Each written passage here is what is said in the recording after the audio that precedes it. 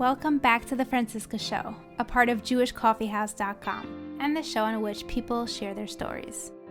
This is the Survivor Special, where survivors of physical, sexual, and emotional abuse come forward to share their experiences and thereby raising awareness and preventing the likelihood of it happening again. No further research has been done into these stories. This episode is intended for mature audiences and listener discretion is advised. Names have been changed to provide some privacy to our dear guests sharing their vulnerable and personal experiences. I am Francisca, and you are listening to the No More Silence segment on The Francisca Show. Welcome, everyone, to another No More Silence episode of The Francisca Show. Today we have a live episode with a survivor who is kindly being open about this and public with his name and face. And so welcome to the show, Pinny. We really appreciate you coming on. And thank you very much. And we'll start right the way we start with every episode. Feel free to start wherever you feel the story begins for you, and feel free to include whichever details you find relevant. And the mic is yours. Thank you very much for inviting me. It's an honor, actually, to share my personal story live, because in reality, it's not my personal story. It's unfortunately the story of far too many. The reason I am live, not anonymous, and I'm doing it already since 2008, is because I think awareness is very important. Being out there for such a long time, I can say we are light years ahead from where we were only a decade ago, even only a year ago or 2 years ago, but we still have a very long way to go. We have a lot to do, so that's why I came live. And whenever I have opportunity. Basically, let me introduce myself. My name is Pinny. I grew up in Brooklyn, New York, in a very Hasidic community. I'll begin with my story. I'm not going to share all the details, but it's just basically what I feel is important for people to relate, for others. If any survivors are listening, they should know that I did go through, I have a horror story, and I survived. That's the key. I say you can survive, it's possible, it's hard work, but, and anyone can get there. I grew up in Brooklyn, like I said before, and Williamsburg, to be specific. I'm a Willie boy, in a very Hasidic family. I lost my mother right before my bar mitzvah, actually a couple of weeks before my bar mitzvah. And I don't have to elaborate on that. What does that mean? Some can relate, some can't relate to that. Of course, I needed attention because of that. I went through whatever anybody who's a parent goes through. I went to yeshiva just like any other boy. I went to Israel for a couple of months, and then I came back to yeshiva in Brooklyn and Borough Park. Over there, I started up just like any other kid. But in that yeshiva, there was one Rebbe, monster. But it's a typical textbook. He was really charming. He was the one who took care of everyone, all the problems. He right away picked me up because of a youth, an orphan, whatever. So he right away gave me all the love and attention, whatever I needed it. And basically took me under his wing. And I loved the attention. I loved the affection and everything. He did a lot of things that wasn't appropriate to begin with, but honestly, there was no awareness then. I certainly wasn't aware of any signs, anything to be suspicious about. But I wasn't very studious either, especially at that point. Anyway, so he was my Rebbe for a few hours in the morning. So in the afternoon, he used to take me home many times, and that started pretty in the beginning. I was in Israel, I would say in November, In December, I was already back in Brooklyn. So I started the yeshiva over there actually late, but I started in December. And that's when I got into the yeshiva. In January, that was around Hanukkah time, maybe even before, he started taking me home. And that was in 1991, 1990 actually. And he had a computer at home, which he let me play, and he showed me around the computer. We're talking about 1990. And whoever is familiar, I don't know your audience who are watching or going to watch, but whoever is familiar from Williamsburg, Borough Park, Swedish community, I don't know if there was a minion who had a computer at home. So it really was a dream for me. Right away, he took me around whenever he went shopping. I went with him. He was a chain smoker, so he actually taught me to smoke, and he bought me cigarettes. He didn't give me a cigarette here and there. He actually bought me boxes of cigarettes. I always have cigarettes. So there was a lot of telltale signs. It's very important why I'm mentioning these details, because it's all signs of, basically it's called the grooming, or whatever you want to call it. All things that he shouldn't have done. Anyway. But everything was regular. Besides all the illegal stuff and all the irregular stuff, there was nothing that. Anyway, one day when I was at home with him, the way we were set up, I was just standing in the computer room. It's kind of like a little study next to the dining room. I was standing, and we were schmoozing. He used to smoke at home, so we both smoked. Anyway, he walked by, and he walked by a little too close for comfort. With his hand was not appropriate, and I don't have to get into details. I pushed him away right away. For me, different from different survivors, and everyone is the same thing. It's just the details are different. Anyone listening, I had a lot of times, happens to be later in the story, you'll see it could be very graphic, very violent. And when I speak to survivors that tell me, I don't know why I'm going through such a hard time, I didn't go through remotely what you went through, but it's not true. Once someone is violated, it doesn't make a difference in the details. So anyway, he touched on it's inappropriate. I pushed him away. Either he got the message, but anyway, like 5 minutes later, it happened again. Like this, like a couple of times in that 50-minute period. I wasn't sure really if it was really a mistake or he meant something, because I never heard of it, never knew about it. This was totally strange to me, but I really wasn't comfortable without any education. This is something I wasn't a little kid. I was 14 years old at the time. So I knew it was wrong. But anyway, I wasn't comfortable. So after a couple of times, I don't know how the number, but after a couple of times, I outright told him, I told him, I don't know what you want from me, but you're certainly not getting to me, and I don't want it. We were very close friends, so I was able to say it very openly. He apologized. He said, no, I didn't mean anything. Anyway, he apologized a little bit. It happened again a couple of days later. It happened again. At that time, I knew right away that he means business. So at that time, I outright told him, this is not appropriate. I didn't know why it's not appropriate, but it wasn't appropriate for me at least. And you're not going to get anything from me. You better back off, and we can do anything. I mean, let's hang out. Let's do whatever we did till now. But, you're not getting into whatever. Anyway, like 3 weeks later or 4 weeks later, that's when the first real encounter was. It was the same thing. We were in the study room. Most of the time we spent time in the study room. It's like a wall full of windows, like 4 windows to the street. So we were able to smoke over there. So when I was there, like a couple of weeks later, at some point out of nowhere, he just grabbed me and picked me up like full force and schlepped me across the dining room.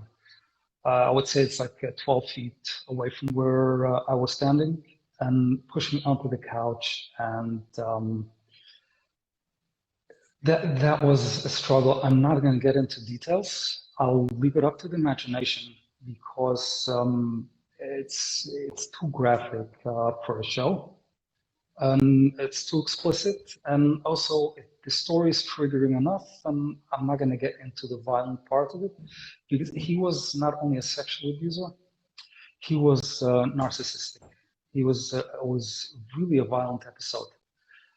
And I'm going to stop right here regarding this encounter. It was very, very, very, very violent. I'll come back to it actually, how it ended.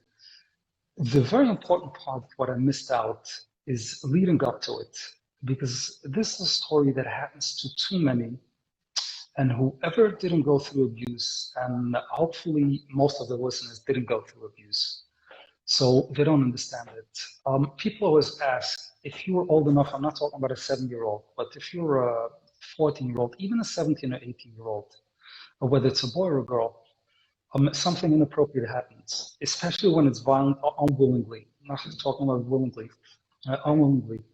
How did it get to that point? Why did you allow? How or her? How did this happen? It's very important to talk about the grooming process. How he groomed me into trusting. At the end of the day, I didn't trust him when it came to sexuality, but how he tried for me to trust him. Like I mentioned before, I grew up in a very Hasidic home and lost my mother. And because of that, there was a lot of stress in my family. We were 9 kids. We had 7 sisters and 1 brother. So my father was also, he was overwhelmed. He was overwhelmed with entire background. It was, my mother had cancer for 3.5 years. And dealing with the kids and dealing with everything that was going on. So there was rift between me and my father. He was always loving, but he was strict. I mean, many people can relate. Never abusive. And this monster, he picked up on it. So before even he took me home, he spoke to me about it, and he always comforted me, but not only comforted me, he went on my side and encouraged me to hate my father, as I'm saying, to hate my father and siblings. Basically, he let me know, and he made me understand that my father really has no love for me, and my siblings don't care about me. That's why they act to me the way they act. Woodrow didn't act so bad or whatever. It was a back and forth. He even went as far as telling me stories how my father was in yeshiva, a lot of bad stuff. My father, just to those who understand, he's from, as some say, Chamyak, who's always those holy person. There's no stories. And honestly, he didn't know my father. He had no clue. My father, total different age. My father is much older. But for me, it was convenient to believe. I loved it. And this guy was really my savior.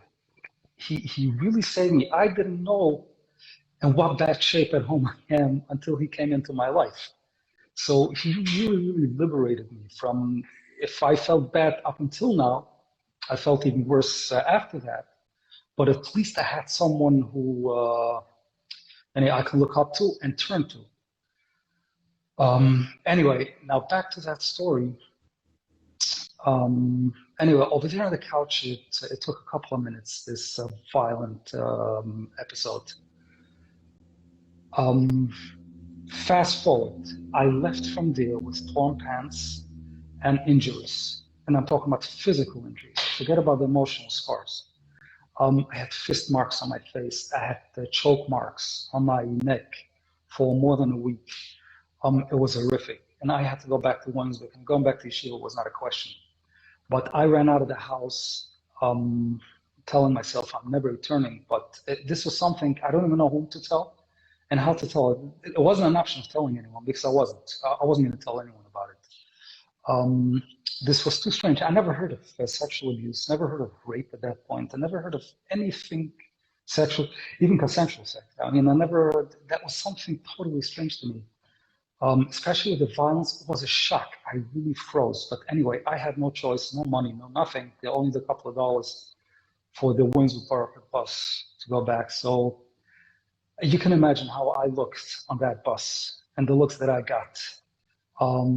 What people thought, I had no idea. I cannot go back to that. Anyway, I ran home. No one was home, thank God. It was the middle of the day. So I ran home, I changed, I ran to the clothing store actually, and I bought myself new pants. It took a couple of days until I got it, but I used a different one. Anyway, from there, I decided I'm never returning to him. But the next couple of days, it was very, very horrible for me. Forget about the whole traumatic event that happened then. At that point, I knew already that my house is not a safe home. They all hate me. No one loves me. And the only person that really loves me, and I still believe that he really, really loves me, the only person who's taking care of me and is giving me all the needs. Anyway, it took a couple of days. He sent messages with other boys from yeshiva. He sent messages for me to come back. He needs to talk to me. He needs to talk to me. After a couple of days, I was lost. I mean, I had no choice. Not because he wanted me to talk to him, because I needed him. I really needed him at that point. So I went back to him. And again, just like a couple of weeks before, I made it very clear that this cannot go on. And he really apologized. And he explained to me about urges and about sexuality anyway. He apologized that it's never going to happen. He promised me. A couple of weeks later, it happened again. This happened a couple of times, and every time it happened, again, I ran away, and it took a couple of times until I went back. It started in January, as I said before. I'm going to fast forward till summer camp, because that's where the real story happened. When we talk about sexual abuse, that's only one part of the story. And to a certain extent, it's maybe the smallest part of the story. Most survivors can relate to that. Why it takes so long for the PTSD and everything. That's about silencing. Even when you can reach out to someone, you're not believed, or being afraid of not being believed. And that's the story of camp. Anyway, I went to sleepaway summer camp with the yeshiva. Over there in camp, it also had happened a couple of times. In camp also, we used to go out, which was a no-no. But me and him, I guess he protected me from the yeshiva, that I shouldn't get in trouble or whatever, because he was taking care of me. In the middle of camp, I have no idea how, but there was another Rebbe over there. He picked up on it. Or someone, I have my suspicion that I told someone something, and whatever the story was, which I still don't know. He called me one night to his bungalow. And he wanted to talk to me. And that Rebbe, right now, I told the story 10 years ago for the first time publicly. And I never named him. My monster, I didn't name Lita Templar, but him I never named, because he's an angel. And really is. He is somebody who is loving. He's a model Rebbe, mentor, everything, every good title. But he certainly made a big mistake then. Anyway, he called me over, and he basically he went right to the point. He told me, "Is there anything going on between you and Lipa?" First, I had my suspicions right away what he meant and why he's asking, but I told him I have no idea what you're talking about. And he went in, is there any relationship or something? Is there anything inappropriate going on or whatever? I denied everything. I had no clue what you're talking about. And this went on a couple of minutes, and he was pushing hard. Very loving, but he was pushing very, very hard. At some point, I realized he's not questioning me, he knows. He definitely knows, or knows something at least. So at the end, I admitted somewhat.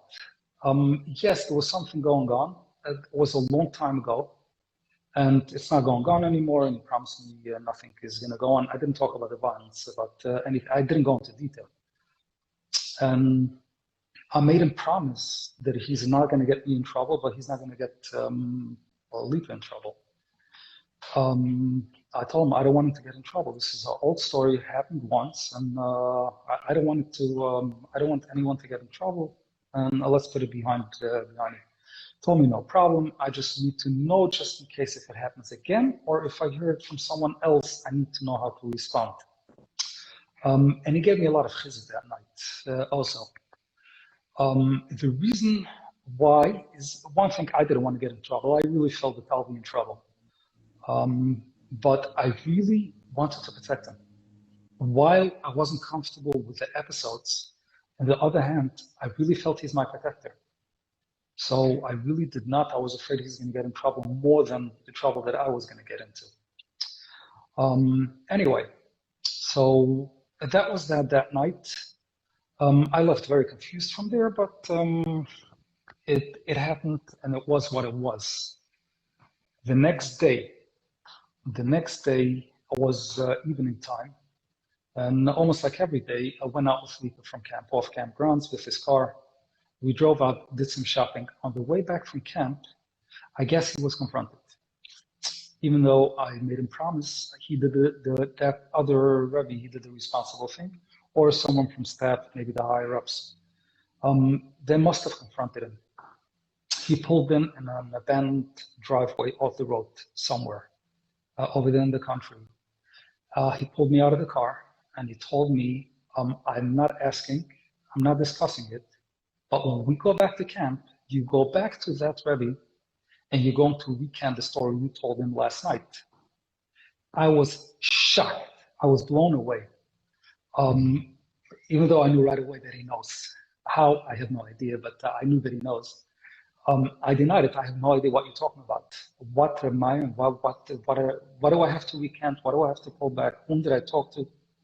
Anyway, you know what I'm talking about anyway. And I kept on denying it. It was the only thing I was able to do, even though I knew I was lying in his face. But and he's not believing me because he's not asking me a suspicious. He has some kind of a suspicion. It's only the night before. Anyway, at some point he became violent. He beat me just a little bit, but he threatened me. I promise you, I'm going to kill you if you don't recant the story. It's your responsibility for my shalom bias. And he threatened me and he beat me. I had no choice. I told him I'm sorry and I'm going to go to him right away. So at that point, he let me back into his car and I went back to camp. From camp, I went right away from his car and I went back to that Rebbe's bungalow. It was probably ready by 9:30, 10 o'clock at night. And he opened the door. I told him right away. I told him last night, we had a conversation last night. It's whatever I said is not true. I had no choice. Not I had no choice. I made up the story. We had some kind of rift. I don't know from where you heard it. I must have told it to someone. That's because I had a rift with him at one point and I made up the story, but it's not true. First, he didn't believe me, but after a minute or so, it wasn't much talking. That he must have believed my second story. Maybe the first story was too shocking. He gave me a yelling. He was yelling at me. How can you do such a thing? And he told me everything regarding Shalom Bayis, Lashon Hara, and the responsibility and the consequence that that person can suffer from spreading such a rumor and everything. It was horrible. Anyway, and it ended. I left from there shattered. I felt like there's no really words how I can describe that feeling leaving from there. I wasn't going to tell anyone, but I did already. I wasn't thinking of him saving me because it was still confusing. The entire thing was still confusing to me. I still never heard of anyone going through what I went through. But I was in a very, very bad place. The only person that I love, I have a problem with, and it's a major, major, major problem, a traumatic problem. And finally, when I did say someone, at least believe me, I'm a liar also. It's not only I'm going through what I'm going through, but I'm a liar. And I was afraid of the consequences, what's going to happen later. But it's more I felt subhuman at that point. I don't know, my humanity just left me. I don't even remember that night, what happened later. If I was able to fall asleep, if I just fell asleep, if I didn't sleep all night. One thing I know, it was the worst day of my life, the next 24 hours. Next 24 hours was horrible. Anyway, by the next night, I couldn't take it anymore. I literally could not take it anymore. I couldn't live with myself. I went back to him again. So that's for the third night in a row, night number 3. I went back to him. I thought, I'm sorry for playing yo-yo with you. The first story was true. I made you promise me that you're not going to tell anyone and no one is going to get into trouble. And you did tell someone. I was forced to recant the story, but it was true. But I wanted to stay that way.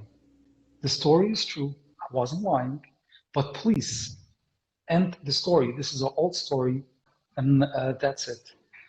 But he didn't believe me anymore. He didn't believe me anymore. He yelled at me maybe worse than the night before. It was terrible. I left from there. This night I didn't cry. The night before I cried terribly.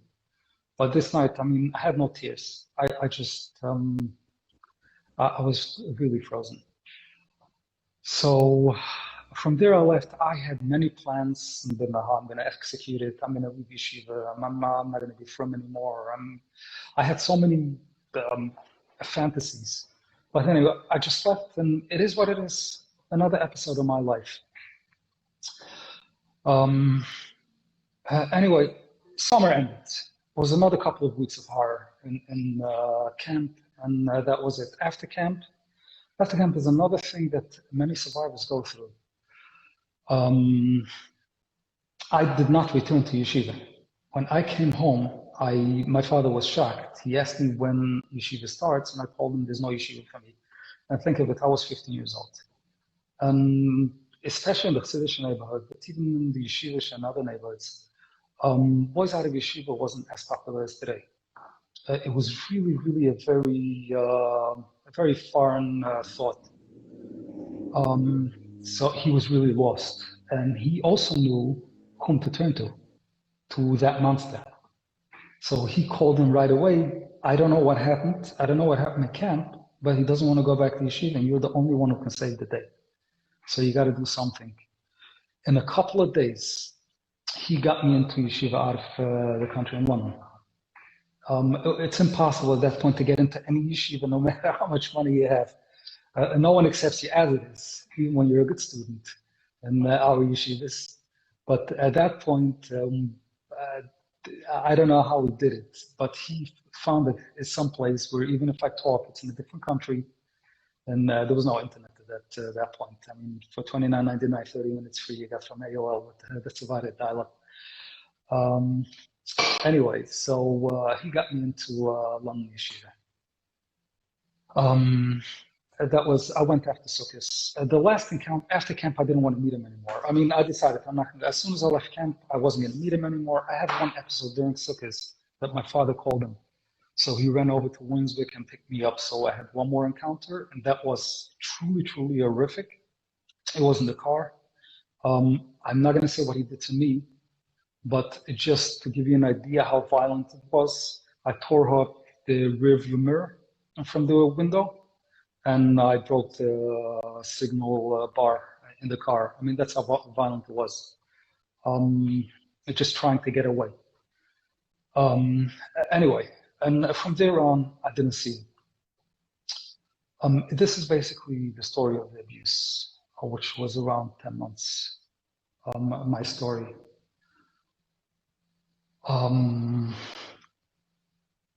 The horror, what a victim is going through. And this is what people, anybody listening, have to understand. The story is very traumatic. It makes it an unbelievable book. It makes an unbelievable movie. But this is the best part of the story. It's not the best part of the story, but that's only a minor part of the story. The big story is after that.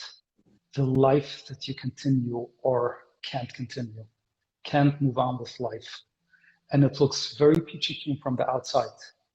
I left yeshiva. I was always Mr. Popular. That was with me.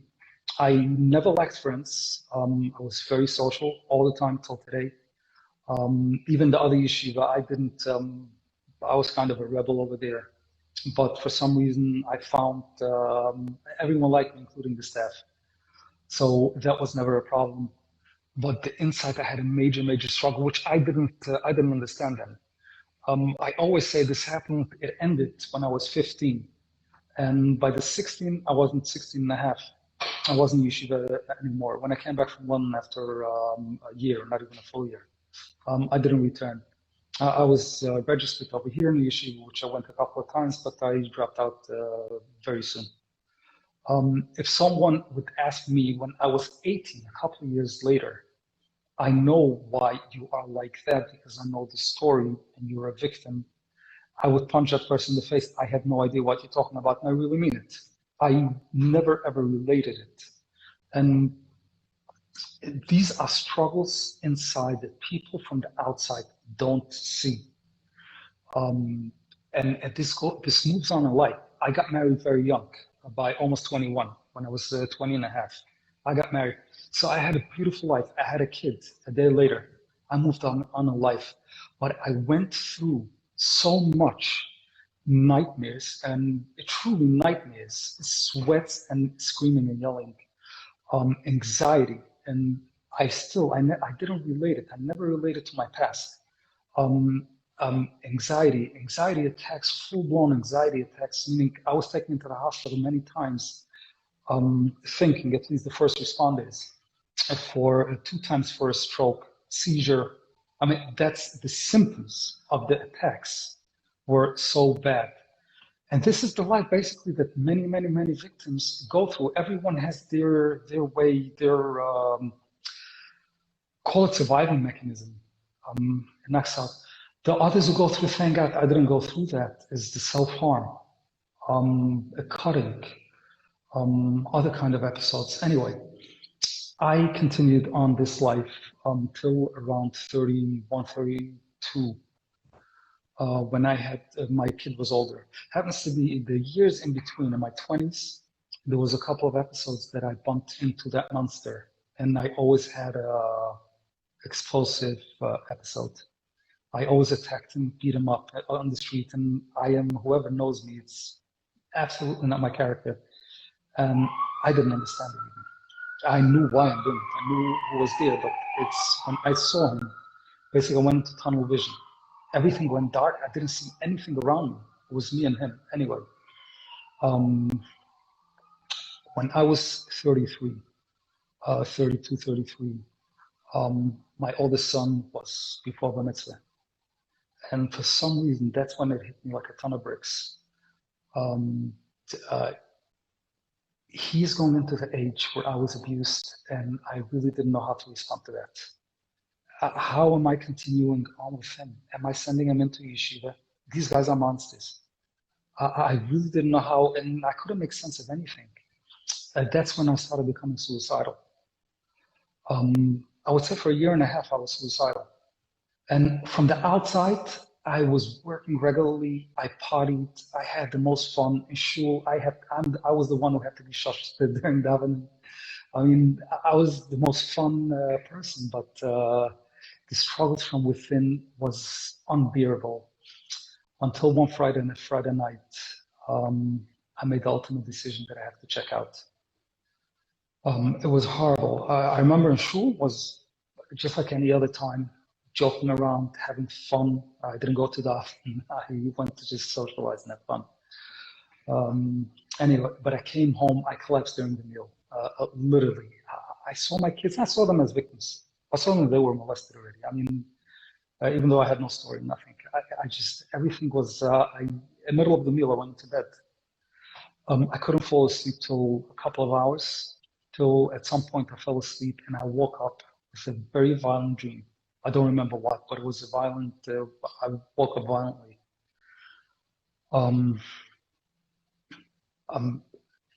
I can't say I was conscious.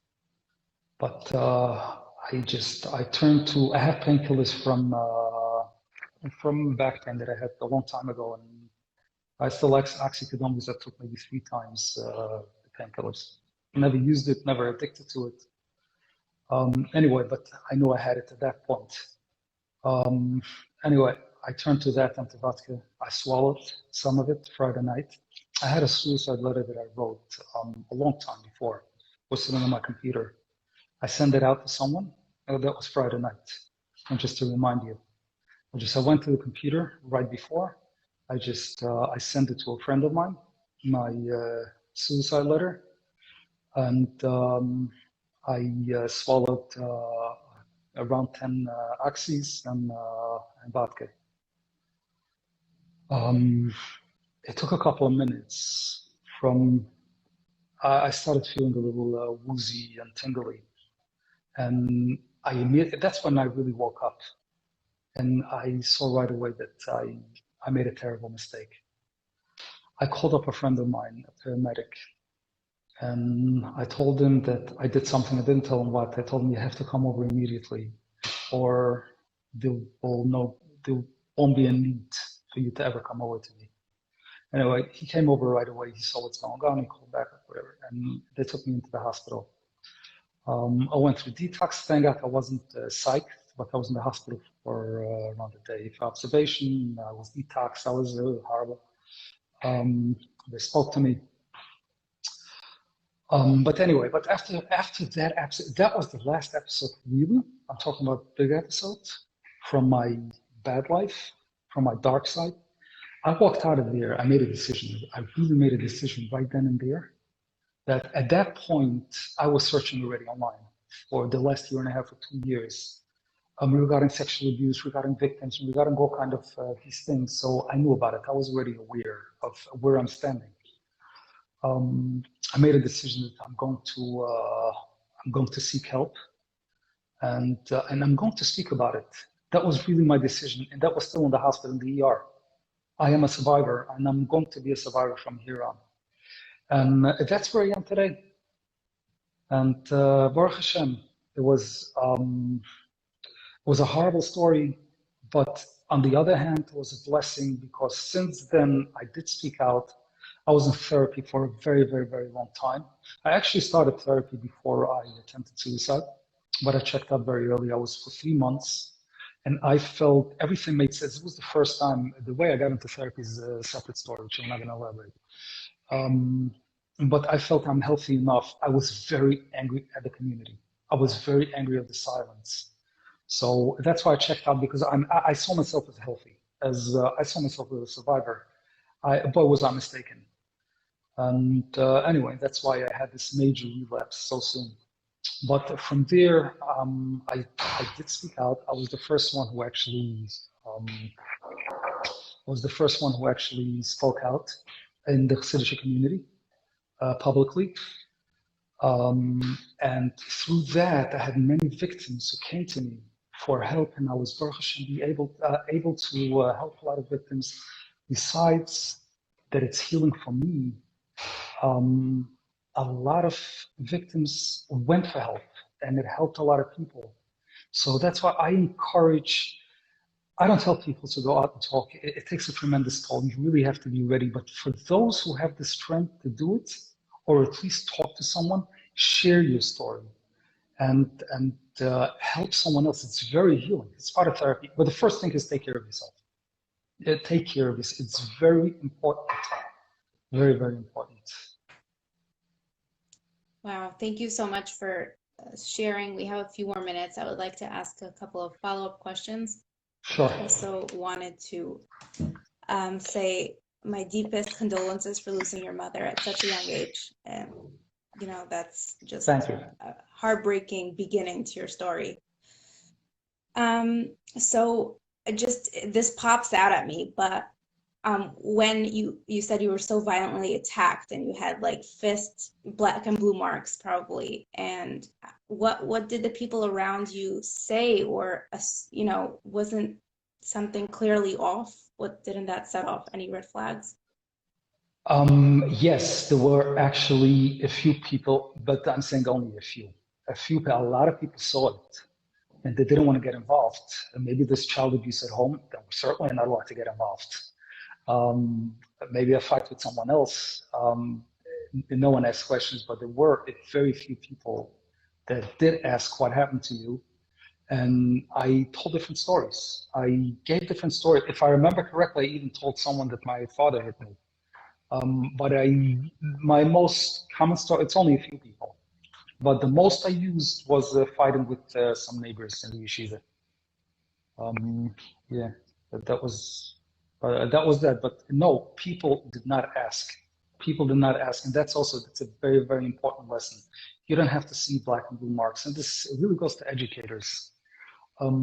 Most abuse do not happen in the school setting. Far too many happened, but most happened at home. And educators, whether it's a teacher, a principal, a counselor, a social worker, you are the ones who really can pick up the signs, whether it's in the way a kid acts or sometimes physical signs. And yes, speak up. If you don't have the courage or you really don't know how to handle it, reach out to someone, but do something. And I'd like to ask about, it's a unique story that you stayed, in the community and you got married, like everything kicked in much later on, as you mentioned. So you might not want to bring your wife into the story, but what was that dynamic like when everything just popped out? You were already in a committed relationship, living, the life you were raised to live in. How did that affect things? My wife was very, very supportive. She found out before. I didn't speak in the beginning. She didn't know about it. But she did at some point, I don't remember how, but at some point it did come up and we did speak about it. She was always very, very supportive. I will just shoot it out there without anything else because I don't want to schlep in anyone into the story. But everyone suffered. Everyone suffered. My wife, my kids, work, job, everyone suffered in some way, in some emotional way along the line. Yes, of course. So, and it sounds like you have been an extremely strong person in terms of holding it in for so many years. And then the breaking part was, the trauma hitting when your children were hitting that same age, when you were the age you were when your abuse began. So did you talk to your children about the things you wish people would have talked to you when you were growing up? Did you bring awareness into their lives? I know it might not be so common, but have you implemented things into your family, into the upbringing of your family? yes, but only after this whole story. I didn't, like I said, awareness wasn't there. I never saw myself as a victim. Even when it started making sense, I still did not see it on me, that I am one of those. Yes, I did see a victim as a very, very weak. Just like too many. That's why I understand. And that's why I feel awareness is so important. Me as a victim. And I'm saying it live, and people are going to watch later and on the podcast, listen to this. Me as a victim. And I wasn't a victim as a baby, as a 7-year-old. That was when I was 15, when I was 23, when I was 26, when I was 29. I also thought a victim is weak and there is something wrong with a victim. No, there is nothing wrong. Can anybody who is a victim reach out for help? Because the first phone call that you make, whether it's a mental health professional or a trusting adult, you should know you are already a survivor. Once you open your mouth and you share, yes, you have a long way to go. I still get triggered today. Baruch Hashem, my life is great right now, and I still get triggered. Don't beat yourself up. Just please, please, please. I'm not a mental health professional. I'm not a rabbi. I'm not an educator. I am a survivor. From a survivor to I'm calling you survivors, all of you, if you never reached out. From a survivor to survivor, please, please, please do it to you, do it to your loved ones. Reach out to someone. Yeah. And one more question, it's really a double question, but is this monster Rebbe still around? Is he still around children? Was there anything done about it? No, he was actually fired. I never got the truth of it. He was fired mid-year from that yeshiva the following year. He got a job in a different yeshiva. He was fired mid-year. He got a job in another yeshiva. That happens to be that yeshiva wanted to speak to me, and when I was ready to talk to him, he didn't want to talk to me. But anyway, he was fired mid-term, that one. He went on a couple of places. Then he worked not in the education system, but in educational for Russian immigrant children. So he worked in that, and over there happens to be a woman. A woman called me years later to apologize why she didn't speak up when it happened to her, because she could have saved me, but the dates came out. She was a couple of years after me. But it happened multiple times. Right now, no, he doesn't have a job. He's ostracized from most places, but there was no charges filed. I actually went I got connections through my help years ago before organizations. I had it in the DA's office and Special Victim Squad and NYPD. So I did share my story with the DA just in case if something comes up. They had all the information, but it was past statute of limitations. That's horrible. And what about that Rebbe who tried to help and then ended up making matters worse for you emotionally? That's an episode for itself, because I was very hurt for so many years, but I'm going to say that much. We have an unbelievable relationship. The apology wasn't an apology. That was like 4 or 5 years ago. He truly, truly, truly wanted to give everything from his life, and he has nothing. It's very interesting, but he's right now, we're very close friends. Wow, that's so beautiful. I'd like to wrap up with, if there was anything you can share with anyone, if you wish anything, and my question just popped out of my head. Well, you spoke about your advice, but I wanted to ask if there was anything you wish you knew back then, or maybe during recovery, or when things came up, maybe through the healing process, if there's anything you can share that can be helpful to other people. Yes, I think this is very important. Number one the number one thing is not building the hospital, it's repairing the broken bridge that people shouldn't fall in.